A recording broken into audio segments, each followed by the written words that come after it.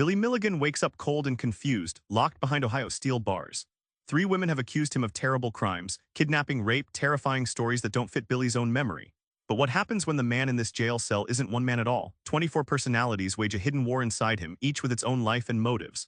How can the law even begin to handle a mind like that? Let's dive deep into an astonishing case where psyche and justice collide. Billy isn't just troubled, he's a walking labyrinth, home to 24 distinct personalities. Each alters reality in its own way, making Billy's case a psychological puzzle. Daniel Keyes introduces us to Philip, the con man who runs petty scams, and April, whose fierce rage is reserved only for Billy's stepfather. There's Kevin, involved in drugs, and Adelana, a protective but troubled lesbian alter who even committed some crimes without Billy's conscious consent. Each personality took over Billy's body as if flipping a mental switch. This mosaic of minds is as complex as a crowded subway at rush hour. Think of Billy's mind as a vintage car with 24 different drivers. Each driver has a distinct destination and style, sometimes gentle, sometimes hostile. This isn't like a simple mood change, these are full-blown identities with separate memories, behaviors, and even handwriting. The mind juggled these identities like a twisted carnival act, each persona living in parallel but switching control without warning. This inner chaos didn't just confuse doctors, it baffled jurors too.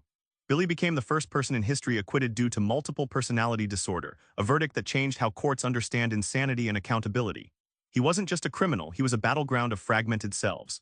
His trial became a landmark, redefining the intersection of psychology and the law, illustrating that what we call mind isn't a simple thing but a multifaceted universe. Billy's mind is a battleground.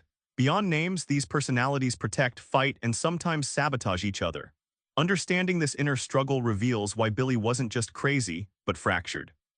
David, an 8-year-old trapped inside Billy's psyche, serves as the keeper of pain. Whenever trauma strikes, it's David who carries the emotional scars, locked away in a childlike shell no one suspects. He's the silent witness to horrors the adult Billy can't face.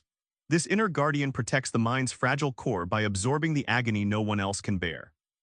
The teacher is a fascinating figure, an amalgamation of all personalities striving for balance.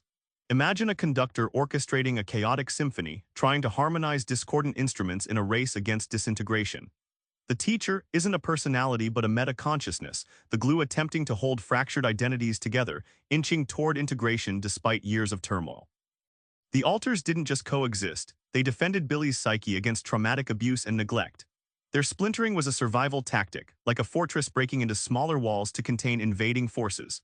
However violent or criminal some alters became, at their core, many were trying to protect Billy from unbearable memories, showing trauma's brutal power to reshape identity and behavior. Billy's trial threw the justice system into uncharted waters. How do you punish a man whose many men? The courtroom battle became a social experiment testing sanity's limits. Billy's 1978 trial in Ohio was headline-making for its insanity defense based on multiple personalities. His lawyers argued that Billy's alters committed crimes without his conscious Billy persona's knowledge. It was the first time the court had to accept that the defendant's mind literally fractured, making traditional notions of guilt impossible to apply. The judge agreed, setting a legal precedent still referenced today. Using expert testimony and hours of psychological interviews, the defense demonstrated how alters like Adelana acted separately, even committing offenses in Billy's body while he was absent. It was like proving the driver of a car wasn't present when the accident happened, only the passengers had control. This nuanced explanation forced jurors to reconsider how identity and intent work legally. Billy's case sparked a debate that echoes globally. What defines personal responsibility if your mind is fragmented? The verdict challenged society to see mental illness not as a simple excuse, but as a fundamental difference in consciousness. This transformed legal, psychological, and ethical views on accountability, empathy, and the human mind's complexity.